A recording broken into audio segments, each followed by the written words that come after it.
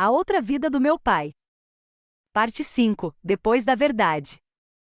Depois que minha mãe descobriu sobre Gabriel e Rafael, a casa dos meus pais entrou em um tipo estranho de silêncio.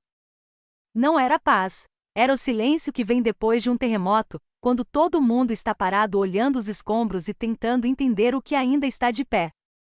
Lucas me ligava quase todos os dias. Às vezes ele falava muito. Às vezes quase nada. Mas uma coisa ficou clara rapidamente.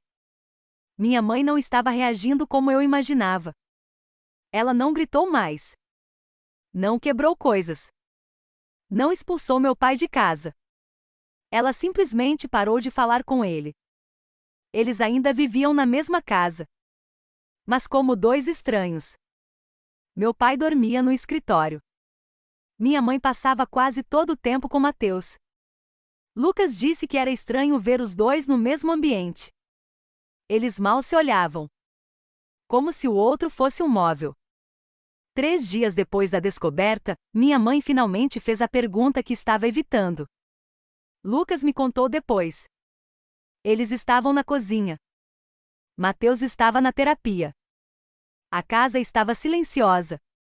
Minha mãe olhou para o meu pai e disse: "Você ama ela?" Meu pai demorou muito para responder. Tempo demais. E às vezes o silêncio já é uma resposta.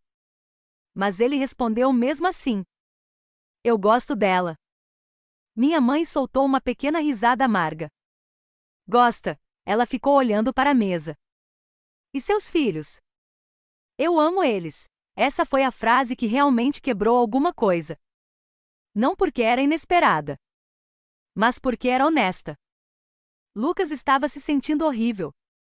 Ele achava que tinha destruído o casamento dos nossos pais.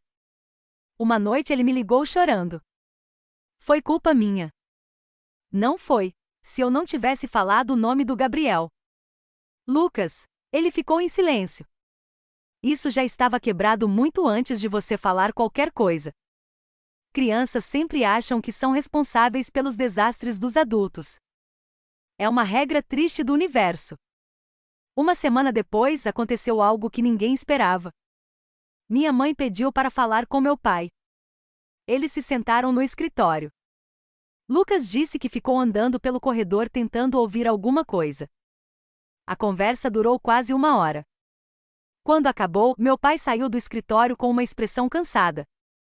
Minha mãe ficou lá dentro, sozinha. Mais tarde, Lucas perguntou para o pai o que tinha acontecido. Meu pai respondeu apenas: "Ela quer conhecer eles." Lucas achou que tinha ouvido errado. Quem? Gabriel e Rafael. E Carolina. Quando Lucas me contou isso, eu fiquei chocada. Mas depois entendi. Minha mãe não era uma pessoa impulsiva. Ela sempre foi prática. Racional. Talvez ela só quisesse olhar nos olhos das pessoas que tinham mudado a vida dela. Talvez ela quisesse entender quem eram aquelas crianças que existiam paralelamente à família dela. Ou talvez ela simplesmente estivesse cansada de viver dentro de um segredo.